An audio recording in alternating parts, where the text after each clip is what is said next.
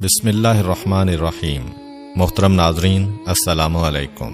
ایک یہودی کو رسول خدا صلی اللہ علیہ وآلہ وسلم سے چند دینار قرض واپس لینا تھا۔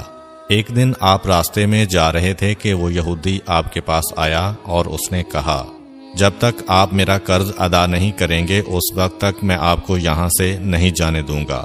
نبی اکرم صلی اللہ علیہ وآلہ وسلم نے فرمایا، اس وقت ادائیگی کے لیے میرے پاس کچھ بھی نہیں ہے۔ یہودی نے کہا، جب تک آپ میرا قرض واپس نہیں دیں گے میں بھی آپ کو یہاں سے جانے نہیں دوں گا۔ آپ نے فرمایا، اگر یہ بات ہے تو میں تیرے ساتھ یہیں بیٹھ جاتا ہوں۔ یہ کہہ کر آپ اس کے ساتھ بیٹھ گئے۔ جیسے جیسے وقت گزرتا گیا آپ کے صحابہ وہاں جمع ہوتے گئے۔ جب انہوں نے یہودی کی یہ جسارت دیکھی تو انہوں نے اس کو سزا دینے کا ارادہ کیا۔ آپ نے انہیں ہر طرح کی تادیبی کارروائی سے روک دیا اور فرمایا کہ تم دور چلے جاؤ۔ حکم رسول کے تحت صحابہ دور چلے گئے۔ سورج لمحہ بلمحہ گرم ہو رہا تھا اور اس کی تپش سے آپ کو اذیت پہنچ رہی تھی، یہاں تک کہ آپ کے چہرہ اطہر سے پسینہ بہنے لگا۔ اس کے باوجود آپ نے کسی طرح کے غصہ کا اظہار نہ کیا اور کوئی سخت جملہ نہ کہا۔ آپ سارا دن وہیں بیٹھے رہے اور ظہر، عصر اور مغرب و عشاء کی نمازیں وہیں پڑھیں۔ پھر رات چھا گئی۔ آپ نے رات بھی وہیں بسر کی اور فجر کی نماز بھی وہیں پڑھی۔ صحابہ یہودی کو ڈرانے دھمکانے لگے۔ آپ نے فرمایا، تم اس سے یہ کیسا سلوک کر رہے ہو؟ صحابہ نے کہا، یا رسول اللہ، اس کی یہ جرت کہ آپ کو یرغمال بنا کر اپنے پاس بٹھا لے۔ آن حضرت صلی اللہ علیہ وآلہ وسلم نے فرمایا، اللہ نے مجھے اس لیے نہیں بھیجا کہ میں کسی ہم پیمان یا کسی اور پر ظلم کروں۔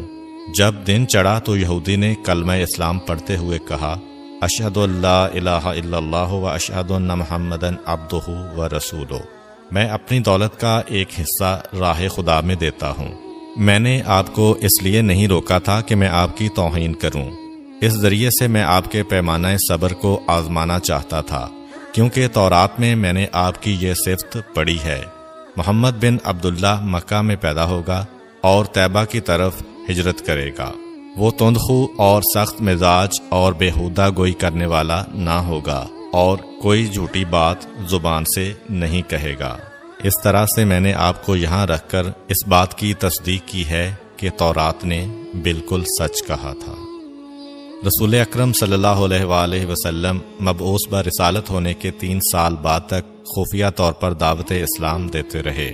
اس کے بعد اللہ تعالیٰ نے آپ کو حکم دیا کہ آپ کھل کر اللہ کا پیغام پہنچائیں اور لوگوں کو خدا کی طرف دعوت دیں۔ ایام حج شروع ہوئے تو پورے جزیرۃ العرب سے لوگ مکہ کی طرف آنا شروع ہوئے۔ نبی اکرم صلی اللہ علیہ وآلہ وسلم کوہ صفا پر چڑھے اور آپ نے بلند آواز سے فرمایا، لوگو، میں اللہ کا رسول ہوں، تم اللہ رب العالمین پر ایمان لے آؤ۔ لوگ آپ کی طرف متوجہ ہوئے اور انہوں نے تعجب سے یہ اعلان سنا اور سب کی خواہش ہوئی کہ وہ اعلان کرنے والے کو دیکھیں۔ پھر آپ صفا سے اتر کر مروہ آئے اور وہاں پر بھی آپ نے 3 بار یہی اعلان کیا۔ جب ابو جہل نے آن حضرت صلی اللہ علیہ وآلہ وسلم کا یہ اعلان سنا تو اسے سخت غصہ آیا۔ اس نے زمین سے ایک پتھر اٹھا کر آپ کی پیشانی پر مارا، جس سے آپ کی پیشانی زخمی ہو گئی، خون بہنے لگا اور آپ کا پورا چہرہ لہو لہان ہو گیا۔ اس کے بعد تمام مشرکین آپ کو پتھر مارنے لگے۔ نبی اکرم صلی اللہ علیہ وآلہ وسلم مجبور ہو کر کوہ ابو قبیس پر چڑھ گئے اور ایک چٹان کے پیچھے جا کر چھپ گئے۔ مشرکین نے بھی آپ کا تعاقب کیا لیکن آپ انہیں کہیں دکھائی نہ دیے۔ ناکام و نامراد ہو کر انہیں واپس آنا پڑا۔ اسی اثناء میں ایک شخص نے حضرت علی علیہ السلام کو اس واقعہ کی اطلاع دی اور کہا کہ میرا خیال یہ ہے کہ محمد مارے جا چکے ہیں، نعوذ باللہ۔ یہ سن کر حضرت علی علیہ السلام کو شدید دکھ ہوا اور آپ ام المومنین حضرت خدیجہ الکبریٰ سلام اللہ علیہ کے پاس آئے اور ان سے کہا، میں نے سنا ہے کہ مشرکین نے رسول خدا صلی اللہ علیہ وآلہ وسلم پر سنگ باری کی ہے اور بعض لوگوں کا یہ گمان ہے کہ نبی اکرم شہید ہو گئے ہیں۔ آپ روٹی پانی اٹھائیں اور میرے ساتھ انہیں تلاش کرنے کے لیے چلیں، ممکن ہے ہمیں ان کا کہیں نشان مل جائے۔ آپ وادی پر نظر رکھیں اور میں پہاڑ کے دامن میں آپ صلی اللہ علیہ وآلہ وسلم کو تلاش کرتا ہوں۔ آپ روتے ہوئے آگے بڑھے اور آپ کہہ رہے تھے، یا رسول اللہ، ہمیں جواب دیں، آپ کہاں ہیں؟ میری روح آپ پر قربان، آپ کس وادی میں بھوکے پیاسے ہیں؟ آپ نے مجھے اپنے ساتھ کیوں نہ لیا تھا؟ حضرت خدیجہ رو رو کر فریاد کر رہی تھیں، کوئی ہے جو نبی مصطفیٰ کی مجھے خبر دے؟ کیا کسی نے انہیں دیکھا ہے جو مجھے ان کے متعلق بتلائے؟ اس وقت جبریل امین علیہ السلام رسول خدا صلی اللہ علیہ وآلہ وسلم پر نازل ہوئے۔ ان کے پیچھے ملائکہ کی بہت سی صفیں تھیں۔ انہوں نے حضرت صلی اللہ علیہ وآلہ وسلم سے کہا، خداوند جبار نے ہمیں آپ کے فرمان کی تعمیل کے لیے بھیجا ہے۔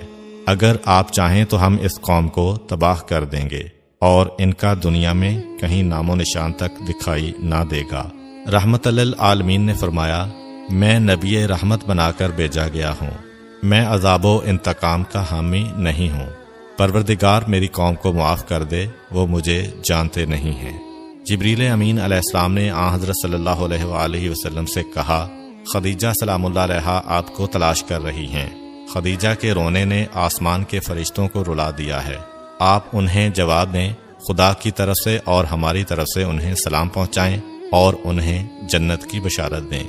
نبی اکرم صلی اللہ علیہ وآلہ وسلم نے خدیجہ و علی کو صدا دی اور انہیں اپنے پاس بلایا۔ دونوں شخصیات آپ کی خدمت میں حاضر ہوئیں۔ انہوں نے آپ کی پیشانی پر پٹی باندھی اور گھر لے آئے۔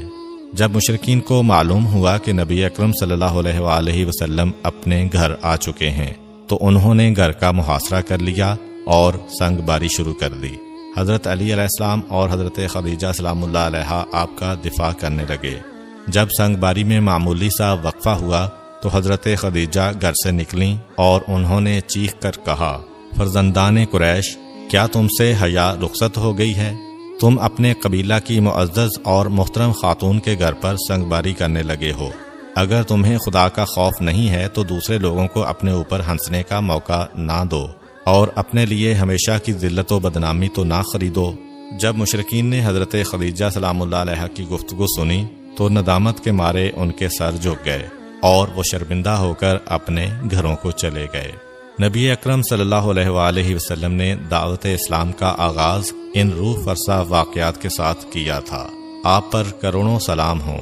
آپ نے لوگوں کو گمراہی و ضلالت سے بچانے کے لیے قدم قدم پر تکالیف اٹھائیں اور صدمے برداشت کیے۔